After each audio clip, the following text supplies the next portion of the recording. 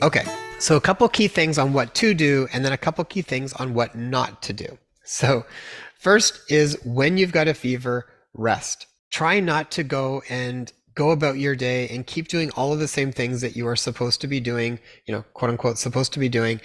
Try to rest. We push ourselves a lot when we're sick, and we often even say, I don't have time for this. And I get that. But the reality is that if you don't make time for it, your body will shut down even more until you really don't have much of an option. So it will make you rest at some point. And if you're not resting, you're just going to prolong things. It's like, if you can, just rest. Lie down, sleep. And I wouldn't suggest sitting there watching screens all day long either, but even resting and reading a book or listening or just resting, or even if you watched a little bit of something, it's not going to be the end of the world, but just get out of your head and just let your body recover. Sometimes we want to have a cooler bath because we feel hot. Or the opposite, sometimes we flip back and forth and then we feel cold and then we want to have a hot bath. The trick with this is that we really want to have a lukewarm bath. The reason is that if you're feeling hot because you have a fever, if you have a cold bath or a cool bath, what happens is that we then constrict the peripheral circulation. It's like if you put your hands in cold or something along those lines, it creates a vasoconstriction. The blood vessels constrict. And what that does is it shunts the blood to the core. And what that happens is that when we shunt more blood to the core, that's actually going to cause an increase in our temperature. It's going to heat things up. What we want to be able to do is to actually drain heat off the surface, which I'll talk about in one moment. If we do a hot bath, we're just sitting in heat, and that also will increase our core body temperature. What I find to be actually one of the most effective things that you can do, if you're hot and you've got a fever and you feel like you want something cold because it just feels refreshing and it feels comforting, get a face cloth, soak it in ice water, wring it out so that it's not dripping. And then what you can do is on yourself or on somebody else's, take it and then go along the periphery and move it like this, where you're actually doing like a friction rub. Okay, and move it around the body, and you can do the whole body like that. So if it's my 5-year-old and she was having a fever and it was even getting to be coming up, that's a way that you can actually even help to lower the fever a little bit, and it feels comforting for them.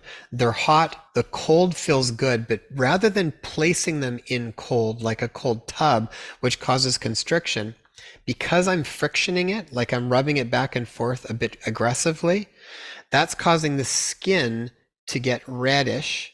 When the skin gets reddish, it opens up and dilates the blood vessels, and that allows us to drift the heat off, while at the same time feeling the nice cool sensation of the cloth. So that's called a cold friction rub. And you can just rub all along the body. And what you'll find is that the body will kind of get a little bit reddish because we're friction rubbing. But the temperature will often come down a little bit because we are cooling it off. Now, the other way that you can also try to cool the body off if it's getting too hot is you can do cold packs at main vascular junctions. So if I just put the whole body in the cold, I'm going to constrict and it's all going to go to the core and increase my core body temperature. But if I put a cold, like a ice pack, and I kind of put under my armpit like this, or I put it down by my groin, these are areas where we have major vascular that comes to the surface.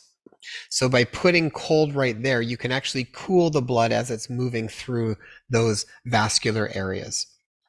And so if the temperature is getting up and up and up and you're wanting to do something naturally to try and bring it down, I would do the cold friction rub, and then I would start to do some cold in these areas to see if you can start to bring it down a little bit more using hydrotherapy.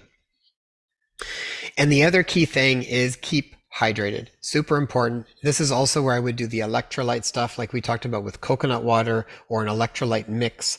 But keeping hydrated, I would put it in a bottle, especially, I mean, not just for yourself, but even for kids, so that you know how much they're getting. Sometimes they're like little baby sips, but they're not actually getting very much. So you fill up a 500 ml bottle and just make sure that they are sipping that so you know when they've finished the entire bottle. Okay, so what not to do? First, don't panic. And this will come naturally as you navigate more and more things yourself. You will just start to feel more comfortable. You'll know some of the key things that you need to do, and then you'll just go and start doing them.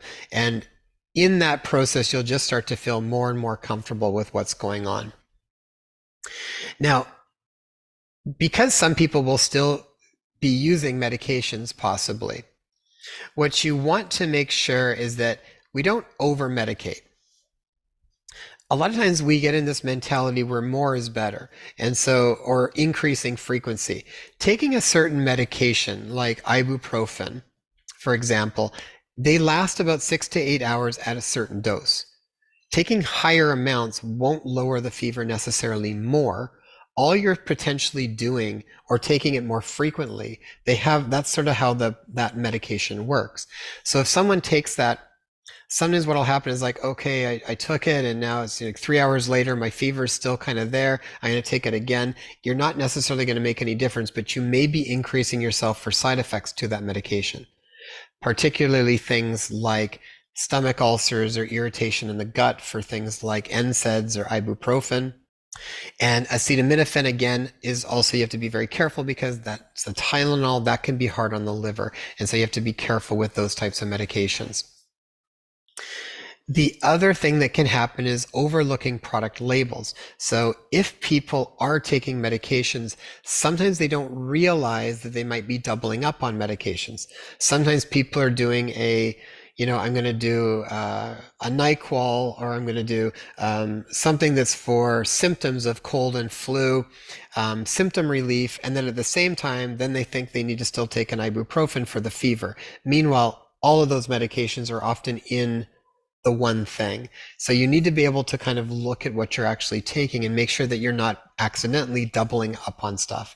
Whenever you get into medications, you have to be careful with how much you're taking and how often.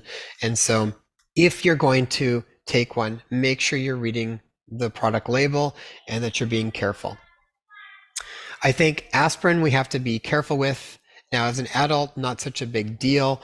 But for kids, you have to be a little bit more careful. There is something called Ray's syndrome, which can cause inflammation in the brain and the liver, and it's related with aspirin.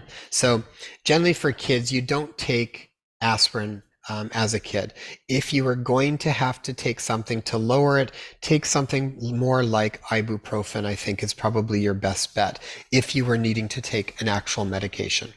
The other thing that I don't know where this really became a thing, but alcohol rub downs, because you're feeling hot, they would do an alcohol rub, and then that would actually cause the person to feel cool because it evaporates off. But again, you don't want to smother yourself with alcohol. You can actually absorb too much of that in through the skin. It's not healthy for you. And it can even cause the fever to actually go up rather than come down. So sometimes these things that might symptomatically feel like they give you relief are not actually a good idea in the big picture.